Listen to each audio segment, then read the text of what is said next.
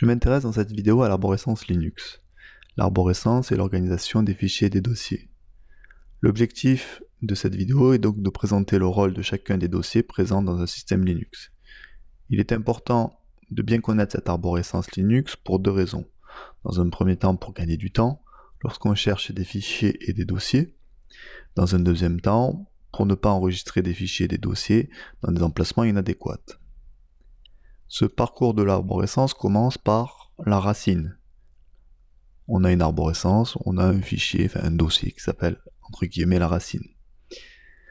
La racine contient tous les autres dossiers. On n'a pas dans un système Linux de notion de disque logique, C2, D2, comme on a dans les environnements Microsoft. Sous Linux, tout est inclus à partir de la racine. Quand je dis tout, c'est vraiment tout. Un partage réseau sera accessible par exemple via un dossier ou un sous-dossier qui sera référencé par rapport à la racine. On reviendra un petit peu sur cette particularité lorsqu'on présentera l'opération de montage.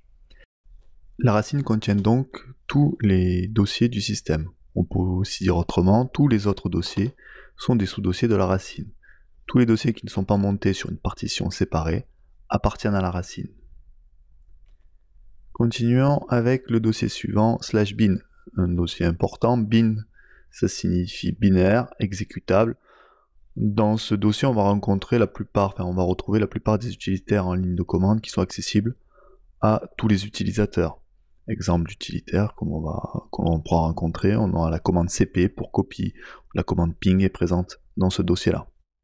À savoir, qu'on verra un peu plus tard, qu'on va aussi avoir un dossier sbin qui va contenir des binaires, mais qui sont plus à destination de l'administrateur. Le dossier boot contient le ou les noyaux système, on peut avoir plusieurs noyaux, et au démarrage on choisit selon le noyau, les images RAM disk, le logiciel grub qui va permettre de choisir au démarrage de la machine quel système d'exploitation on veut démarrer et quel noyau on veut démarrer. Un gestionnaire de démarrage, grub. Après on a le dossier /dev qui va contenir, pour faire simple, les périphériques. Exemple, on va voir dans ce dossier dev /dev/sda1. Ça permet d'accéder à la partition 1 du disque dur SDA. On peut considérer ça comme des drivers quasiment. Enfin, en tout cas des points d'accès, pour être plus clair, au périphérique. Un dossier très important pour vous en tant qu'administrateur système, c'est le dossier etc. Pourquoi ? Parce que ce fichier contient la plupart des fichiers de configuration du système. Qu'est-ce que j'entends par fichier de configuration ? Il y en a les fichiers de configuration classiques de tout système Linux, comme par exemple on a déjà vu qu'on avait le fichier etc password, on a aussi le fichier etc group, on va avoir etcresolve.conf qui va permettre de faire la résolution DNS, et ainsi de suite.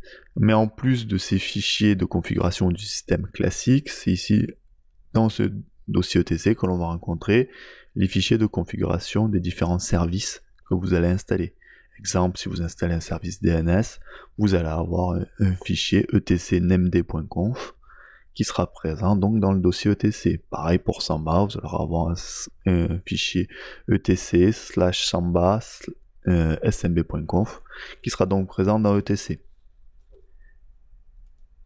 Le dossier home va contenir les répertoires personnels des utilisateurs. On aura un dossier par utilisateur, et c'est là-dedans que les utilisateurs doivent obligatoirement stocker leurs fichiers. On ne doit avoir nulle part ailleurs dans l'arborescence des données ou des fichiers utilisateurs. Faites attention, même vous en tant qu'utilisateur, des fois vous avez la possibilité de stocker des fichiers ailleurs que dans Home, si ce sont des fichiers entre guillemets comme des scripts, comme des fichiers texte, de la documentation, ils doivent forcément être stockés dans Home. Lib/lib contient des bibliothèques partagées, principalement c'est pour accéder au système, pour faire des appels système. /mnt ou /media, assez souvent sont des points de montage pour les périphériques. Dans ce dossier, donc on va avoir un sous-dossier de /mnt ou de /media par périphérique. Par exemple, lorsque vous allez monter un lecteur de CD-ROM, en théorie, vous devez le monter soit dans /mnt, soit dans /media. On l'a dit, on reviendra là-dessus, sur cette opération de montage qui permet d'accéder à un périphérique par l'intermédiaire d'un dossier. /root, c'est le dossier personnel de l'utilisateur root. Donc par exemple, si vous avez des scripts à stocker en tant que root, il faut les stocker dans ce dossier-là. /sbin contient donc des binaires, des exécutables qui sont réservés à l'utilisateur. On a un dossier /usr pour user, ce sont des programmes utilisateurs. Dans ce dossier /usr, on va avoir une nouvelle arborescence. On va avoir user bin, user sbin qui vont contenir des exécutables. Lorsque vous allez compiler un programme localement, par exemple, vous voulez installer une version d'Asterisk qui n'est pas dans votre distribution, vous téléchargez les sources, vous compilez votre version d'Asterisk. En principe, les programmes, les exécutables vont être stockés dans user local bin. Et là, c'est là où vous aurez votre Asterisk. Vous aurez la documentation qui sera dans user local share, et ainsi de suite. Le dossier var contient les fichiers variables.